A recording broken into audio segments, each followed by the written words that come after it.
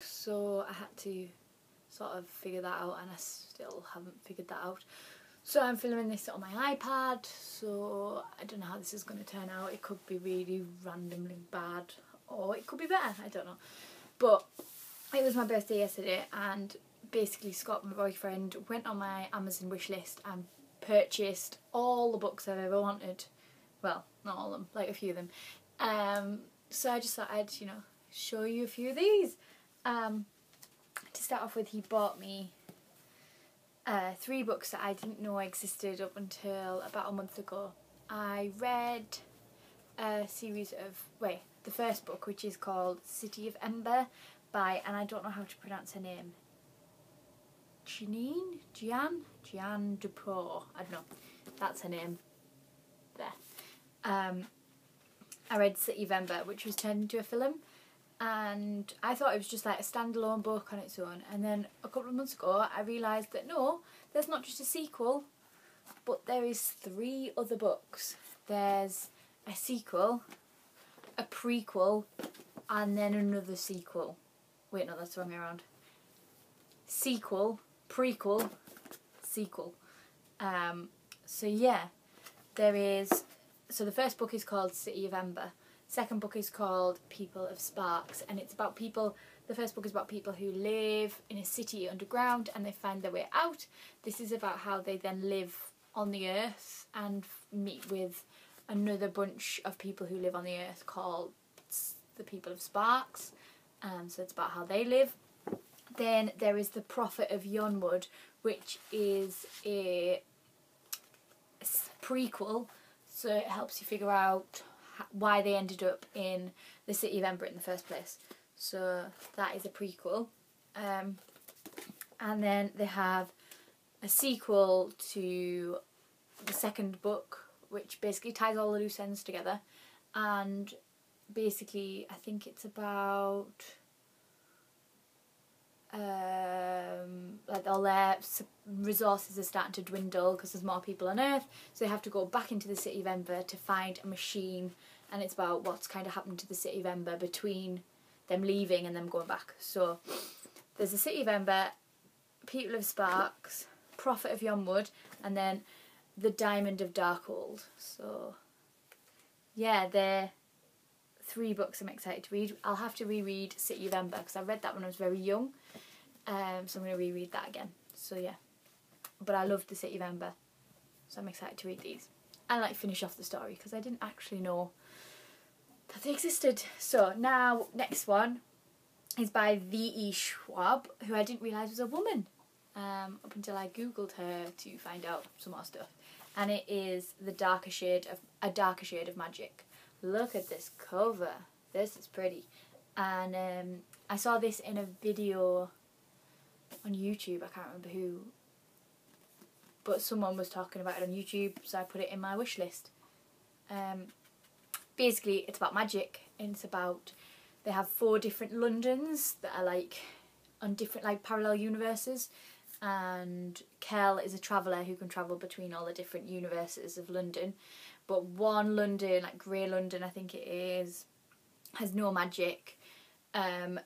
White London, there's like magic but it fights back and stuff. Red London, there's magic. And then there's Black London, which it doesn't tell you anything about. But no, this sounds right up my street. It sounds like it has a good magic system, and just something I'm very much will be into, I think. So I'm excited to read this.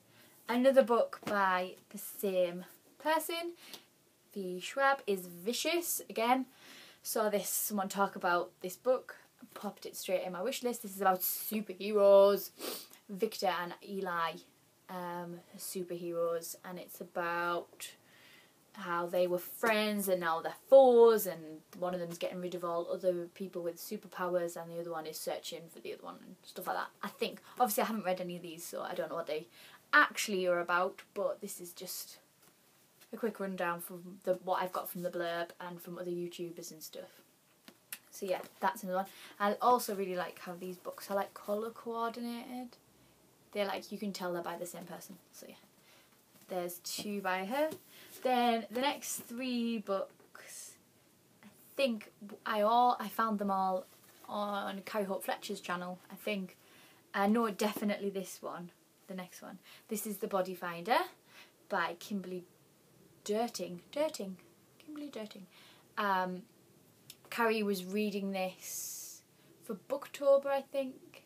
I think she read it for Booktober. Well, she read it at some point and she loved it, so I'm going to read it. It's basically about a girl who can sense dead bodies and their links to the killers and stuff like this, and how she saves, like, stops the serial killer, I think by the blurb that's what I'm getting. But Carrie loved this, so I think I might. But yeah, and I think there's other books in the series for this. I don't think it's just one book. I think there is a few. Let's see. Does it say? Sometimes it like tells you on the back page, doesn't it, if there's a next one. No, it doesn't say it, but I think there is more in the series. So yeah. Also, this book feels very like movable, quite mobile for a new book. Normally they're quite stiff, but no. And the pages are really like thin. But yeah, I'm excited for that one. Next book. I know who talked about this. I think. No, I don't think. Someone talked about it anyway. This is The Strange and Beautiful Sorrows of Ava Lavender by Leslie Walton. About a girl who has wings.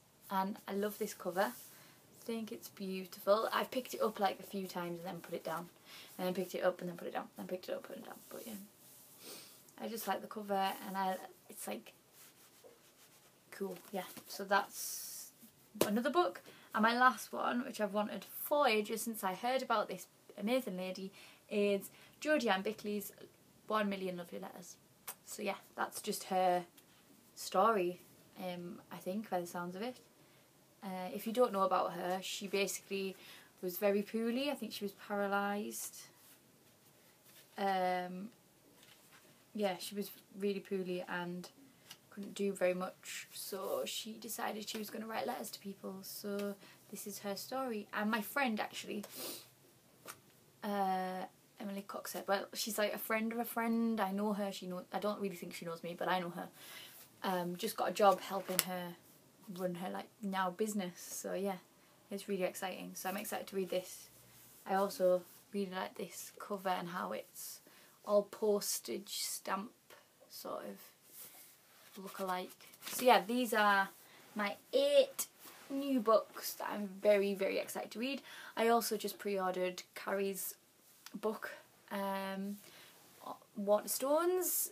I'm excited about that. That should be great. So I'm in the middle of actually reading Allegiant again, because I just went to see Insurgent, and I watched Insurgent and I was like, I know what happens next, but I want to read it now. So I started reading this because I also read Insurgent before I went to see it.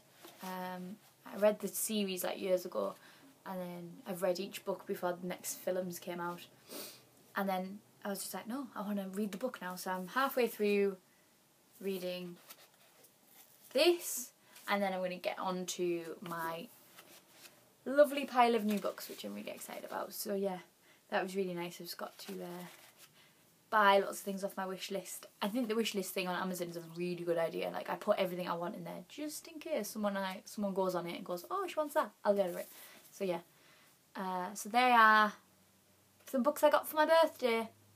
I'm going to do, obviously I'm having laptop issues, I'm going to do a favourites video. I did a March favourites video, no, a February favourites video, but it got lost on my computer. So I'll probably just like mash them together and do a February, March favourites soon. So, I should probably just get a move on because it is the 1st of April today. But I will do that. So yeah, thank you for watching and see you soon.